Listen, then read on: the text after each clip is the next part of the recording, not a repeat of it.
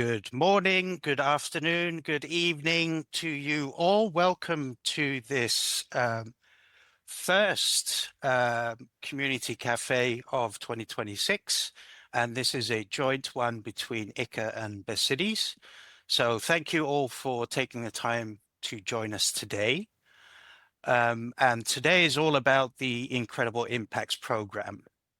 So first, I would just like to introduce our panel for today. Myself, I'm Nigel Brown. I'm Director of Marketing and Partnerships at BestCities Global Alliance. And I've had the privilege of being involved with the Incredible Impacts Program since its inception back in 2017, so almost 10 years now. So it's been great to see the program evolve over the years and grow. So I'd like to introduce our other speakers today. We have Dermot Ryan. Maybe Dermot, you can introduce yourself. Yeah, hi, I'm Dermot. Good morning, everybody. I'm head of association engagement. There's just the slide name. I could do that perhaps. Oh, Yeah, I work with Kirsten, who's also on the call on supporting our associations and growing and moving the Incredible Impacts project forward from our side. Thanks for joining, everybody. thanks, Dermot. Caroline? Good morning, everyone. I'm Caroline Mackenzie, and I am Executive Director for the International Hip Preservation Society. Hip being as in orthopedic rather than just being trendy and fun, which we are as well. And we were delighted as a society to be finalists in the round for Incredible Impacts Award for 2024 for our 2023 conference, which was held in Cape Town. Thank you, Caroline. Then we had a final panelist, Grace O'Shea from Fáilte Ireland, but Grace hasn't joined us yet. Hopefully she will join us at some point. We've been trying to get hold of her. We know she's away from the office, so there may be some issue there. So hopefully Grace will join us at some point, but otherwise we'll keep on going. So let me just run through what we're going to be doing today. So first of all, we'll be giving a little bit more of information about the Incredible Impacts Program itself, the different types of grants, and some advice on which of those grants you should apply for. And then the important part, we'll be hearing from Caroline and hopefully Grace at some point about their Incredible Impacts experience to get the inside story from somebody who has been successful within the program. And we'll give you some good advice in terms of do's and don'ts when you're putting your submission together, which will hopefully guide you and help you when you're putting in a submission for the program. And then we've got plenty of time as well for Q&A. So if you have any questions, feel free to drop them in the chat box. We'll also have the opportunity, we're a small group today, so we'll also have the opportunity, you can raise your hands in that session and then just ask your questions. So moving on, I'll hand over to Dermot, who will tell a bit more about the two grants that we have on offer. Thanks, Nigel. We have two grants in the program. We've got the Incredible Impacts Grant for $20,000 to recognize and celebrate proven impact of one of the meetings by an international association. And then we also have the Incredible Impacts Seed Fund Grant. So this is for $5,000 and this supports associations who are at the early stages. They're beginning their project, they're thinking about their project, putting it together. So for the Incredible Impacts Grant, we shortlist for the program 3 finalists, and the Incredible Impacts Seed Fund Grant is, you could say, one recipient. You can move to the next slide. We love this tree, again, BestCities. This is built on, well done, Nigel. This is built on experiences of reviewing applications, feedback from our judges, and reviewing the applications that we've received, just to make sure that people understand what the right grant is for them, and you provide the proper information relating to this. So the first thing is it needs to be linked with an international association meeting. So we've had a few applications in the past where it may be a really interesting project. They're offering scholarships, but there's no connection with the meeting. So the meeting needs to drive the impact that is being created. So if it is not linked to a specific international association meeting, then it's not eligible. Has the event already taken place? If it hasn't taken place, then we urge you to apply for the seed fund grant. If it has already taken place, then you're eligible for the Incredible Impacts program, the main $20,000 program. Sometimes then it says, if you look, can you share the outcomes, results, or clear evidence of the meeting? So you need to be able to demonstrate the impact after the meeting. So there needs to be a little bit of time, depending on how fast you are in gathering the results, etc. Our deadline is in June, so you need to have that information available for the application to support your application. And that is it, Nigel. I can go back to you. Thank you. Thank you, Dermot. And I think we have Grace joining us, or has joined us. Grace, if you're there, can you unmute? Hi, Nigel. How are you? Good morning. Hi, Grace. Yeah, sorry, maybe had some issues logging in, but maybe you'd like to introduce yourself, and you're just in time for the most important section of this session. So perfect. Good morning, everyone. My name's Grace O'Shea. I work on the Sustainability and Social Impact team at Fáilte Ireland, which is Ireland's National Tourism Development Authority. So happy to be here and look forward to sharing my experience with you later. Thanks. thank you, Grace. And now it's over to Caroline and Grace for us to hear more about their success stories in the Incredible Impacts program. So there's 3 questions I would like to pose to each. The first, what do you think made your entry stand out?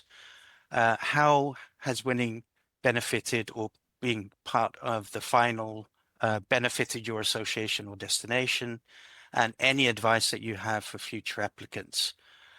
So with the first question, what do you think made your entry stand out? Caroline, maybe you can give some insights about your program that you submitted and what do you think got you to the finals? Yes, certainly. The program that we submitted was our annual scientific meeting held in Cape Town in 2023. And I guess what was the impetus for me to put that forward was right back when our local ambassador bid to host the annual meeting in the first time in the African continent. His intent or his intention and his desire to host was really all about impact. And this was going back to 2015 when we weren't really talking the impact story.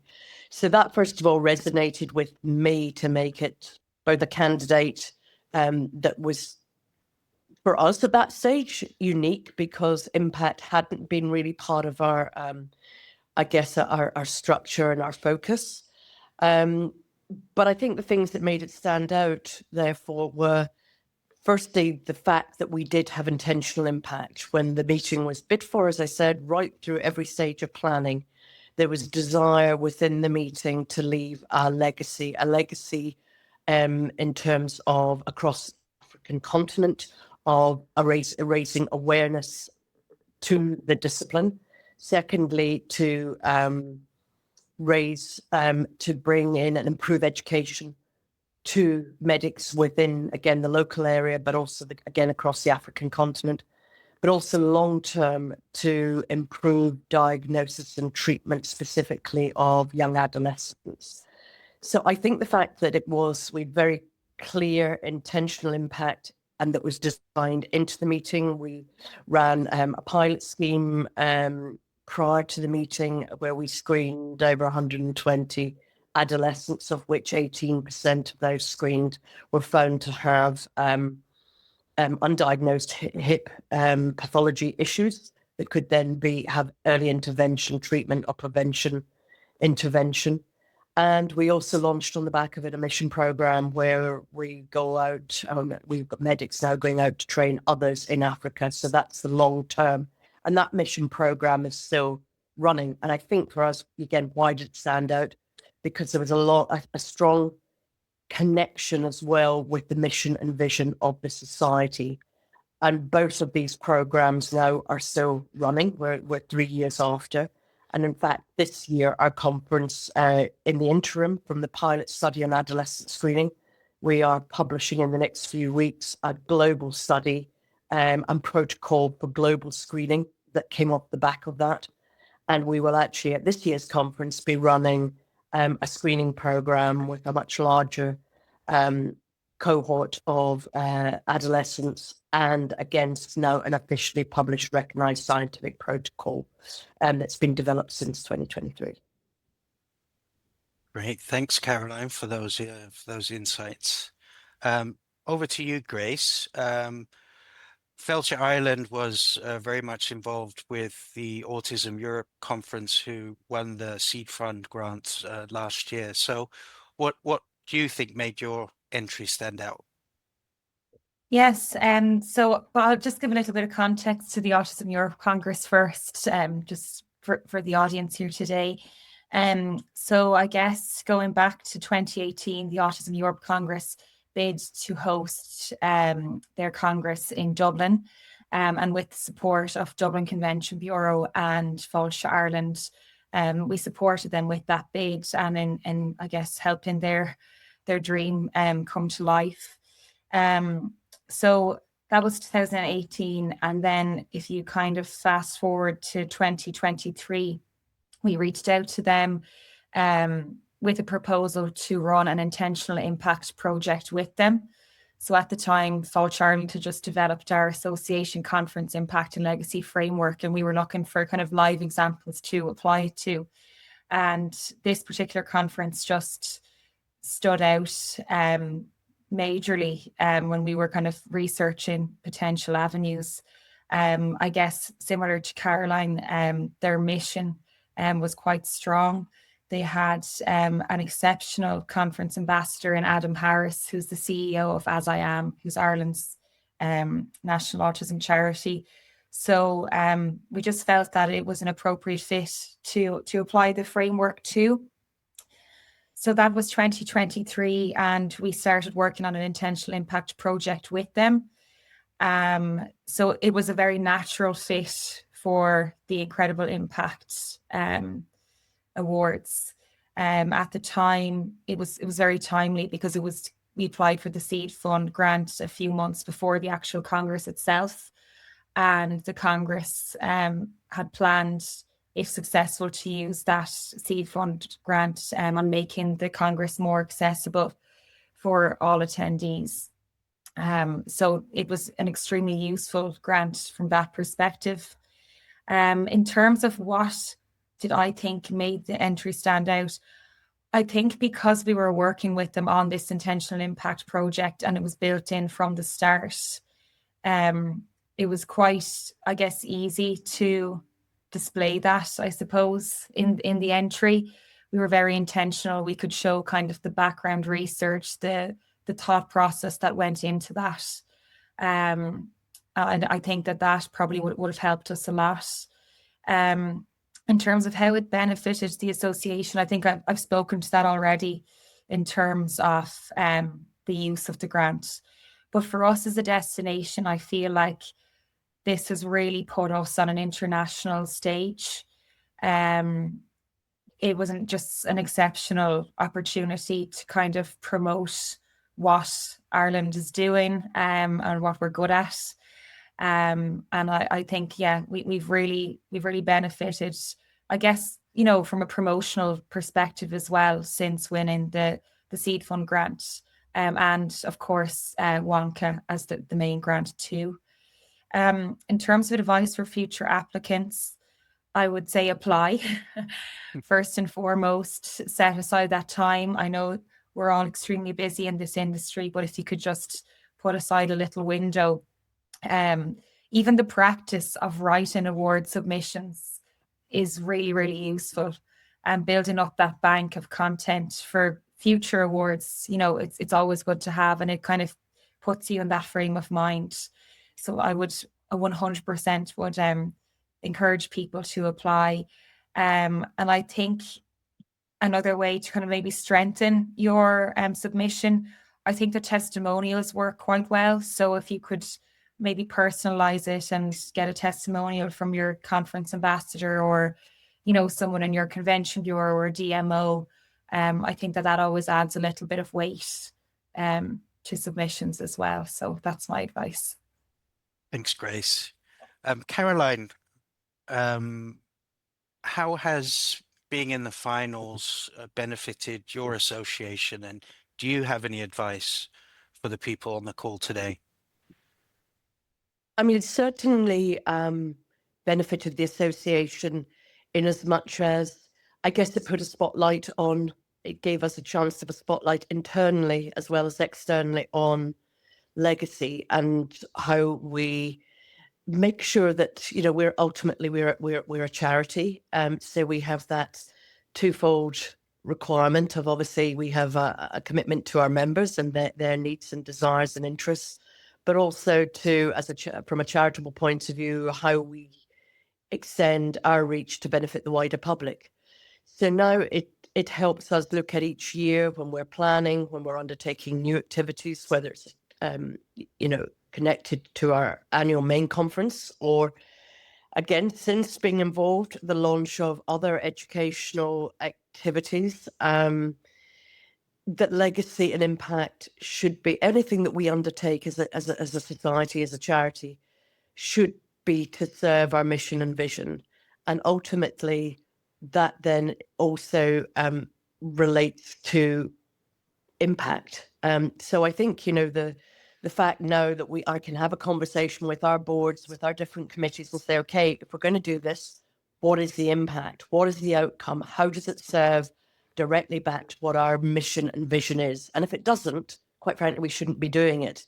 And that's a much easier conversation now because of this much bigger understanding of what legacy is. So one of the first conversations I have when it comes to each year is, okay, what do we want? And it's in our bid now. It's very much one of the criteria that we evaluate our future destinations regarding is, what is that longevity, both for the society after holding our annual conferences in a certain location and destination, but as part of that decision making, and what's the benefit for the society, but also what are we leaving behind once we've been there that's making a lasting, to use the word impact, but I can't think of a better word. Advice to future applicants, I would say, make sure that it's certainly advantageous to have a clear picture of impact intent from the outset. Trying to shoehorn it in once you're quite advanced through planning, I'm not sure if that's going to have the same longevity of benefit for both what you're trying to achieve, but also your organisation.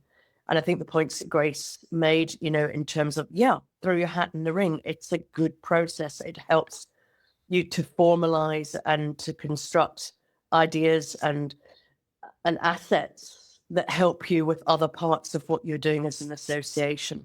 The process itself is very useful, and I think it helps you think. It certainly helped me think in future planning. And my other advice would be, again, whether you're applying this year or for future years, you know, make sure you're tailoring what that impact is to where you are and that meeting. It's not necessarily going to be the same when you're in, you know, this year we're in Belgium. The impact that we're looking at this year is quite different because the landscape of where we're holding the event is different to when we were in Africa. That will be, again, different to when we're in North America next rotation. So make sure that it's reflective of where you're going, and therefore it can be meaningful within the event that you are planning that intent within.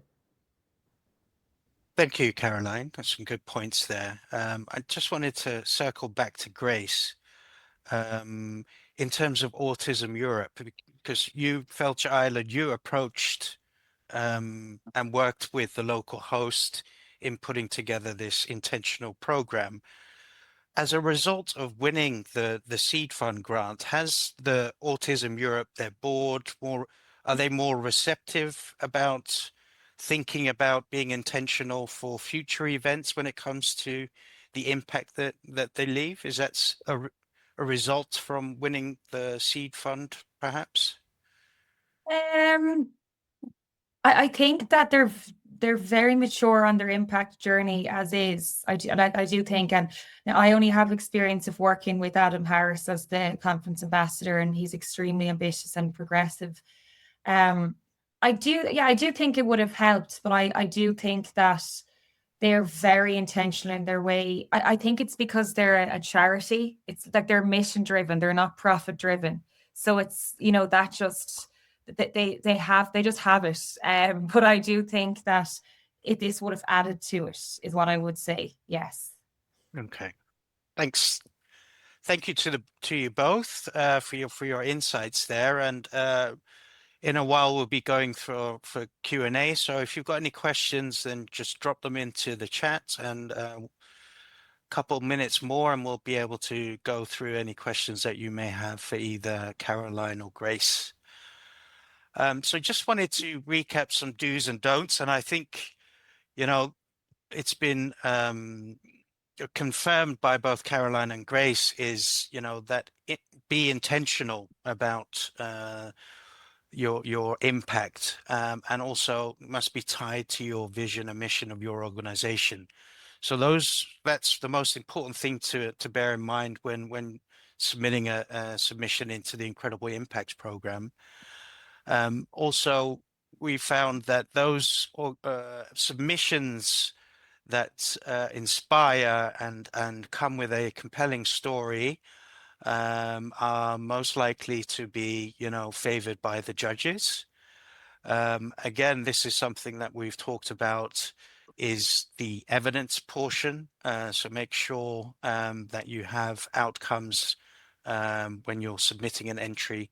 And that's why it's important to distinguish between the seed fund grant and the main grant. So if you don't have any evidence yet, we strongly advise you to go for the seed fund grant.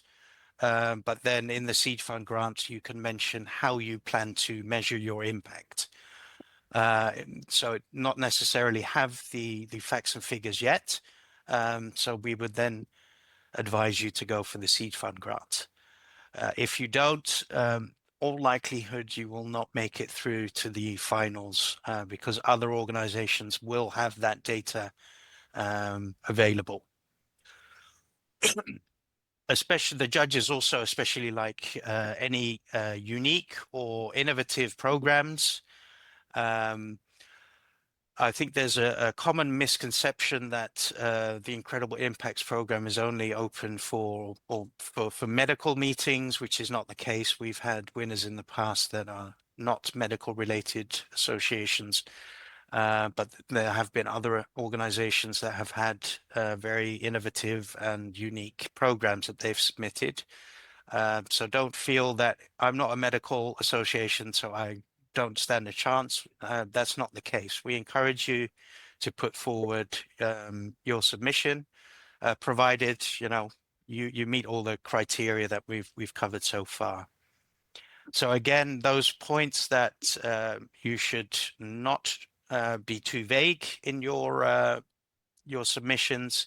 If you have like multiple programs, focused on one program that you think has the biggest impact, and put forward that program in as your submission. We wouldn't suggest putting in multiple programs because the judges tend to get a bit confused by those. If you focus on one program to put forward, you can be more focused, more concise in your entry, and therefore increasing the chances of progressing through to the next round of the finals. And a very important thing, don't miss the deadline. We're very strict on that, so there's no exceptions. If you miss the deadline, you've missed the deadline. So 2nd of June 2026 is the deadline, and I'll hand over to Dermot to run through the rest of the sort of key milestones for the program. Thanks, Nigel. Yeah, I was just going to pick up on those 2 points as well. You kind of stole my thunder there about the healthcare. It's not just healthcare. And I always use this example of somebody a few years ago who said to me, I work for a concrete association. I mean, surely this isn't something I could do an impact project around. And I was like, of course it is, because it's, you're talking bridges and buildings and safety, and people don't know much about, the value it adds. So sometimes, as Nigel said, it's also creating a unique and an interesting program. And the second point really is just, it doesn't really also have to be a huge project. I think people shouldn't be intimidated. You can, it can be a small, unique project. It's all about creating impact. What that impact actually looks like. It can be small impact, it can be a big impact. That's also kind of really important, because what we're also trying to do is inspire people to continue to do this. And, the program is growing every single year. So this is really, we're just trying to get more and more people involved. So back to my task, just running through the timelines. The first round submission deadline is the 2nd of June, and then these are reviewed, and then we announce a shortlist from those, and then we ask people to submit 30th of June 2026. There's some more information that fills it out a little bit. And then we announce the 3 finalists on the week of the 17th of August. And then there's time to prepare the presentations, and Best Cities and ICCA will work with you, support you, give you feedback, etc., and the presenters, so that you do the best possible presentation at the Congress. And then we invite the 3 finalists to obviously join us for our Congress, which is in Panama this year, 8th to the 11th of November 2026. So obviously your ambassador, your lead from the association, needs to be able to actually attend the conference to present. And yeah, the session itself is on the Tuesday. Our Congress runs from like Sunday to Wednesday. So the session itself takes place on Tuesday. Often, so you can relax really until Tuesday, but then you can, Tuesday evening, you can relax a little bit. And then just about the Incredible Seed Fund grant, the submission deadline is the same date. It's the 2nd of June. As there's just one winner, we announced that on the 17th of August. And we also invite the winner of the Incredible Seeds Fund grant to our Congress in Panama. We also want to profile, what they're doing, what they're planning and doing. We support obviously the associations who come with complimentary registration, hotel and travel. They become part of our hosted association group at Congress, the pre-program we do, etc. So they benefit from the whole meeting as well. So it's not just coming in for this one, you could say, speaking opportunity. Yeah, thanks, Nigel. Thanks, Dermot.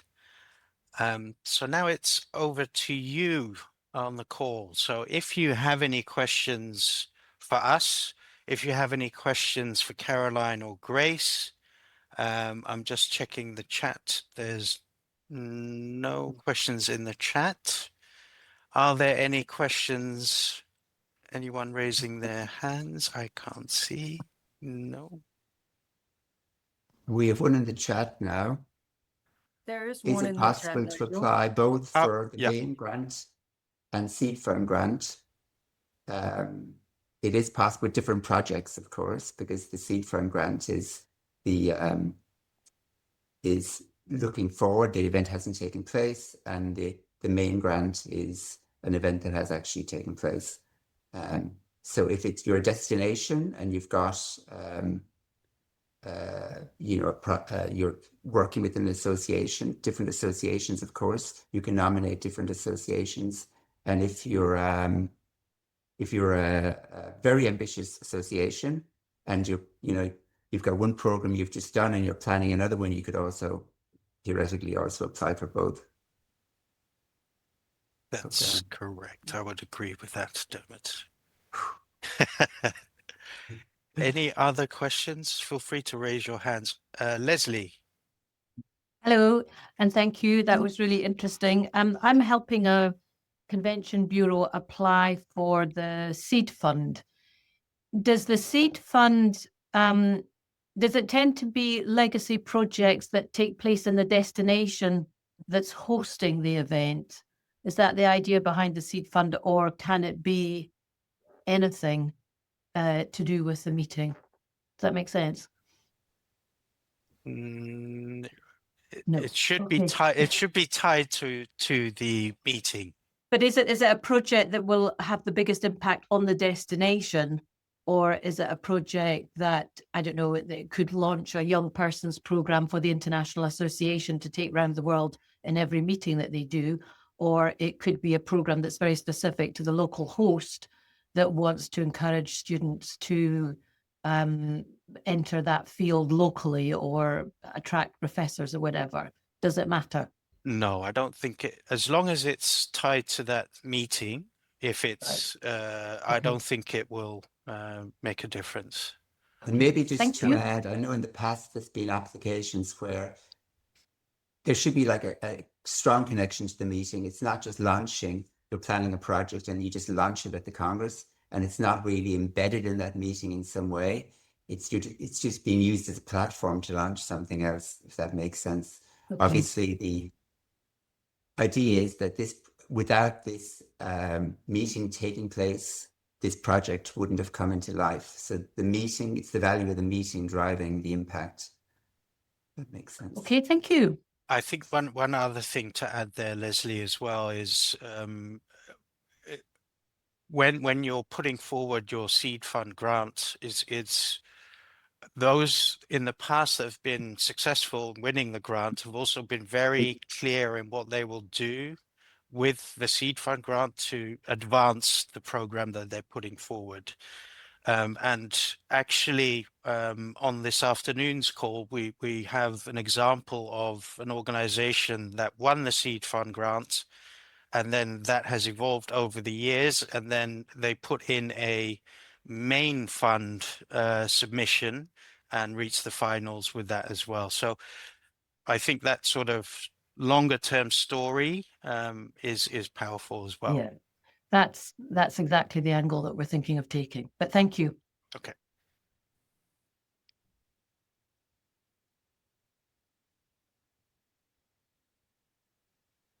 There's a question from Frank. Is it possible to see the summary of content submitted by previous winners? Good to see you, Frank. If you go to the Incredible Impacts website, incredibleimpacts.com, there is a list of past winners, so that you'll have all the case studies of all the past winners there. If you need any other details, just get in touch with us and we'll be happy to share, talk to you.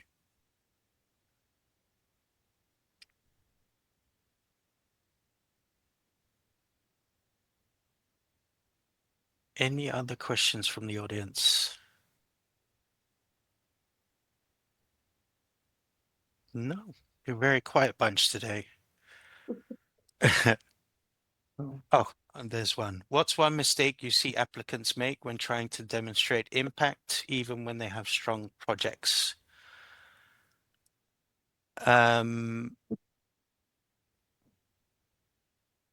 I think one is losing focus. Being too vague in certain aspects. I think the being intentional, being able to define what you're going to measure in terms of your impact, and then also looking at what kind of impact you hope to achieve in the short term, medium, and long term. If you're not defining those steps in sufficient detail, I think that would be a mistake. Dermot, Kirsten, anything from your side there? I mean, impact is difficult to measure, of course, in Yeah. many different ways. So there's a recognition that It is a challenge sometimes, especially measuring long-term impact is really challenging. But it really does need to show the impact, because we do sometimes get applications and, you know, the project is great, but there's nothing to show that it really made a difference. So it's, as Nigel said, it's really also like thinking in advance, of course, like, okay, this is a great project, but how are we going to show that this works, that this has created the impact? Because this really is a key component of the whole program, being able to demonstrate. If you can't demonstrate that you've actually created impact in some way, then we don't know it's actually had impact. So, yeah. Yeah, also maybe if I can add, maybe really make sure the link between the Congress and the project, really show why the Congress actually is the driver of the impact. I think that's, you know, I think that's quite important, really, because sometimes it's not really clear, I would say. Yeah, and I think another one is choosing the wrong grant to apply for. So I think we've covered that earlier as well. So if your event hasn't taken place yet and you submit into the main grant, I think the chances of you getting into the shortlist of the finals are pretty much zero. So I would urge then to go for the seed fund grant and look at it from a longer term. So go through the seed grant first. If you're successful there, then move on into submitting for the main grant after you've got all the facts and figures. So that is one tip I would give to everyone as well.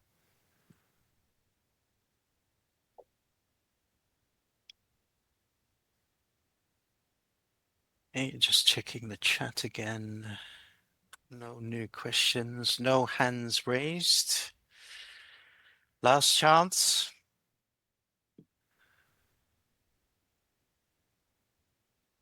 Okay. So some final takeaways for today. So again, it's all about being intentional. Make sure to tell a strong story and have the results to back it up. Deadline again is the 2nd of June. If you have any questions, need any assistance, please feel free to reach out to myself, Dermot, or Kirsten. We'll be happy to help. And like I said, on the Incredible Impacts Program website, you've got all the past finalists, winners with their case studies. So if you're looking for some inspiration, you can always check those out. And again, contact us if you have any questions. This afternoon, there'll be another session at 5 p.m. Central European Time. And what we'll be doing is we're recording both sessions. So we'll be combining the recordings of both of those sessions, and we'll be sending everyone a recording of both those sessions, so you can look back and see what the other associations this afternoon have given in terms of their tips and tricks and background. And then we'll also be producing a insights document as well from today's 2 sessions, which we'll be publishing on our website as well. Thanks to AI, who will help us draft those. So that's it from us today. I'd like to thank you all for taking time out from your busy schedules to join us today. And we hope to be receiving a submission from the associations on the call today and nominations from the ICCA members and destinations who are with us today. On behalf of Best Cities and ICCA, I would like to thank you for being with us. And we look forward to receiving your submissions and seeing you again soon. Thank you all. Thanks, everybody. Have a great day.